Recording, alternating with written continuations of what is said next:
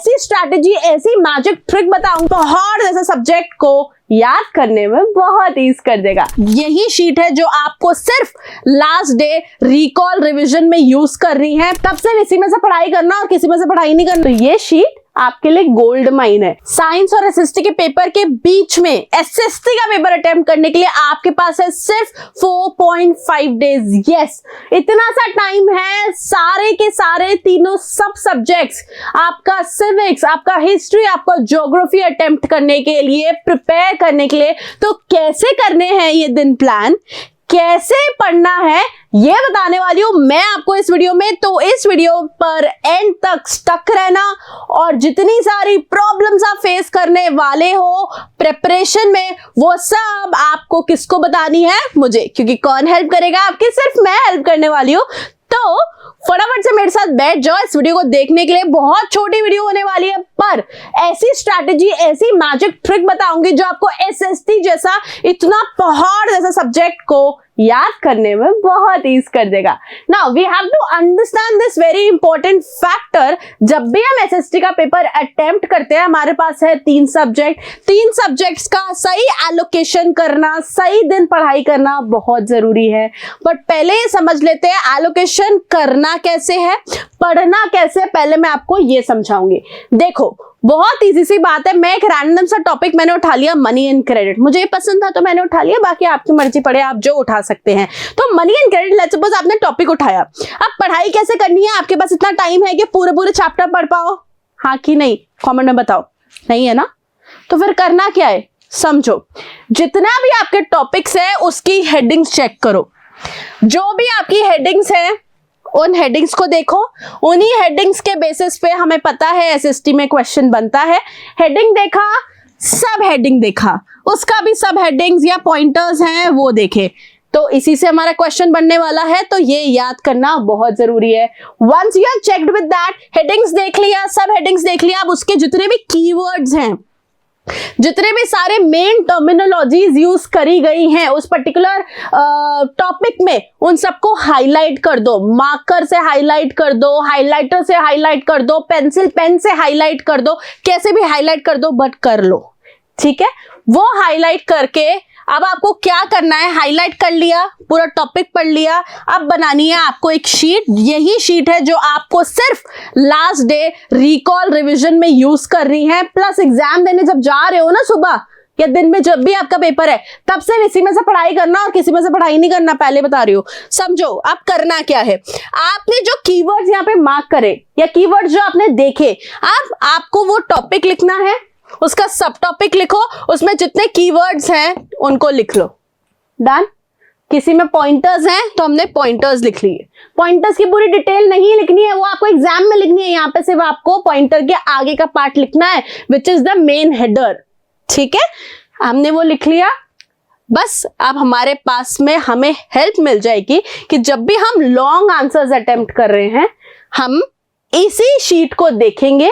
जब भी हम सैंपल पेपर सॉल्व कर रहे हैं, हम इसी शीट को देखेंगे। हम पीवाईक्यू सॉल्व कर रहे हैं, प्रीवियस ईयर क्वेश्चन पेपर्स या एफएक्यूज, फ्रीक्वेंटली आस्क्ड क्वेश्चंस, हम इसी शीट को देखेंगे और एग्जाम में जाने से पहले भी सिर्फ इसी शीट को देखेंगे। ठीक है? तो ये शीट आपके लिए गोल्ड माइन है and this is the magic trick that I am talking about. कि जब आप इस शीट पे ये कीवर्ड्स लिख लोगे, आप जब खुद रिवीजन करोगे, रिकॉल करोगे, आपको आगे पीछे की स्टेटमेंट अपने आप याद आ जाएगी जब कीवर्ड याद है। तो ये कीवर्ड्स लिखना जरूरी है। एग्जामिनर आपकी आंसर शीट में कहानी नहीं, कीवर्ड ढूंढता है, तो कीवर्ड को नहीं भूलना। स्पेसिफिकली हम बात करें, सिविक्स के सब्जेक्ट में कीवर्ड नहीं भूलने हैं, ज्योग्राफी में जगहों के नाम बिल्कुल नहीं भूलना, गलत तो मत ही करना, और हिस्ट्री में ईयर्स और जितने भी सारे लोग हैं उनके नाम बिल्कुल याद होने चाहिए। तो यही वो शीट है जो आपकी मैजिक ट्रिक है कि इस शीट को संभाल के रखना। ये गोल्ड माइन है, इसी से सब कुछ याद करना है।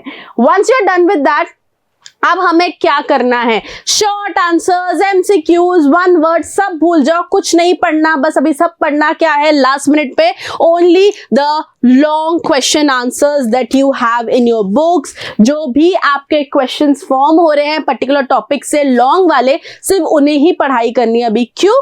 क्योंकि वो लॉन्ग क्वेश्चंस में सारा शॉर्ट पार्ट भी कवर हो जाता है, तो लॉन्ग क्वेश्चंस ही पढ़ने हैं। I hope we are clear so far. हमें हेडिंग्स देखनी है, सब टॉपिक्स देखने हैं, कीवर्ड्स और उन्हें शीट पे लिखना है, जितने भी कीवर्ड्स या जितने भी हाइलाइटर्स टॉपिक मार्क करे हैं और जितने भी लॉन्ग क्वेश्चन आंसर्स हैं सिर्फ उन्हें ही पढ़ना है, because we are on a last minute words. अब आप अपने ये जो 4.5 डेज है जो बचे हैं इन्हें प्लान कैसे करोगे? देखो, आपका 2 मार्च को पेपर आता है साइंस का, मतलब यहाँ पे आधा दिन तो आपका पेपर में निकल गया, तो आपके पास बचता है हाफ डे, एंड देन आपका नेक्स्ट पेपर है 7 मार्च को। तो सुबह तो आप वैसे भी कुछ नया टॉपिक पढ़ नहीं सकते, तो हम 6 मार्च तक लेते हैं, तो हमारे पास बचते हैं 4.5 डेज। अब इस 4.5 डेज में पढ़ाई कैसे करनी है हमें समझना पड़ेगा। सबसे ज्यादा टाइम लेता है हिस्ट्री, आपको उसको 1.5 डेज प्रिपरेशन के लिए देने हैं। वाई?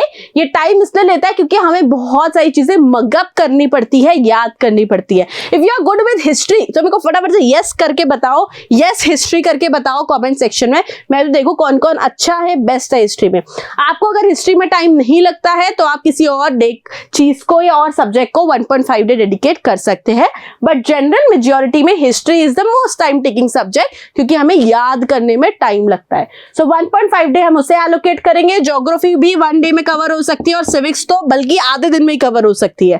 तो बट फिर भी I have allocated 1 day for you कि आप उसको बहुत अच्छी तरीके से पढ़ पाए। यही देखेंगे तो हमारे पास 3.5 डेज कवर हो जाते हैं, बचता है हमारे पास लास्ट का 1 डे। बट ये 3.5 डेज में करना क्या क्या है मैंने आपको अभी लास्ट स्लाइडर पे भी यही बताया। टॉपिक्स और सब टॉपिक्स करने ही करने हैं। कीवर्ड्स वाली जो शीट बनाई है उससे जितने भी सारे पीवाईक्यूज है, प्रीवियस ईयर क्वेश्चन पेपर्स, उन्हें अटेम्प्ट करो, देखो पेपर का पैटर्न कैसे आता है। कभी कभी घुमा घुमा के क्वेश्चन एक ही टॉपिक से आता है, वो कैसे अटेम्प्ट करना है। फ्रीक्वेंटली आस्क्ड क्वेश्चंस जो हैं वो तो हमें बाय हार्ट लर्न ही होने चाहिए, मतलब इसके लिए कोई एक्सेप्शन नहीं है। आप फ्रीक्वेंटली आस्क्ड क्वेश्चन भी अच्छे से नहीं अटेम्प्ट कर पाओगे तो कैसे पेपर में मार्क्स आएंगे बॉस, बताओ मुझे।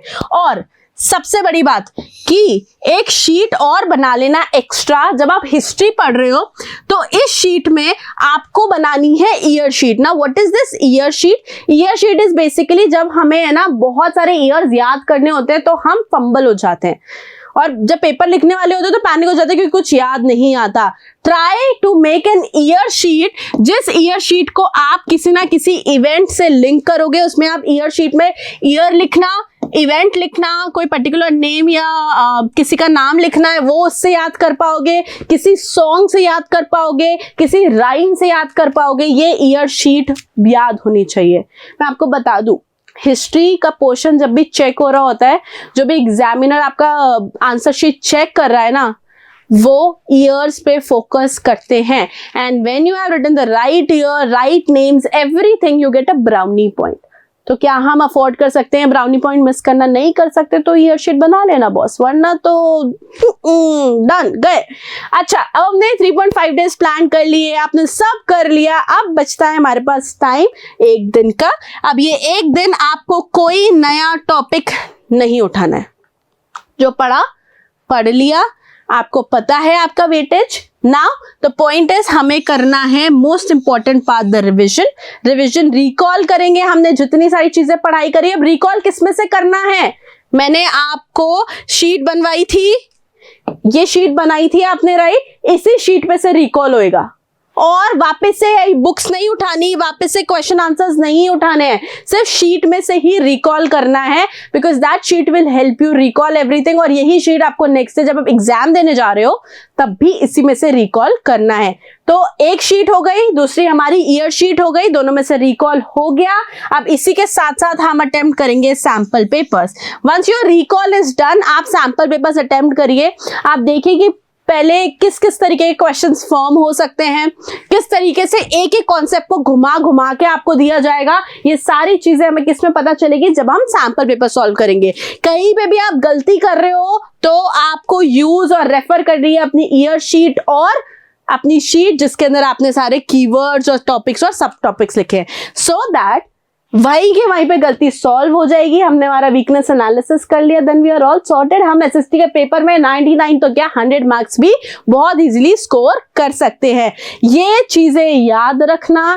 पेपर अटेम्प्ट बिल्कुल मत करना इस वीडियो को देखे बिना, तो क्योंकि आपने अगर कर दिया तो I can't help it, because then you will not be able to score full. तो इस वीडियो को बिल्कुल देखना ही देखना है। और सबसे इंपॉर्टेंट बात, ये वीडियो अपने उस फ्रेंड के साथ जरूर शेयर करो जो हिस्ट्री, ज्योग्राफी या सिविक्स तीनों में से किसी भी सब्जेक्ट में उसको कुछ नहीं आता, पैनिक हो रहा है, परेशान है, कैसे अटेम्प्ट करना है, क्या करूं क्या नहीं करूं। तो यार दोस्त की हेल्प करना बहुत जरूरी है। फटाफट से अपने दोस्तों के साथ ये वीडियो शेयर कर दो। मोशन फाउंडेशन के चैनल को सब्सक्राइब करना बिल्कुल मत भूलना, क्योंकि आप भूल जाओगे तो आने वाले जो आपके एग्जाम्स है उसके बारे में गाइडेंस कौन देगा आपको। सो फटाफट से इस वीडियो को शेयर भी कर दो।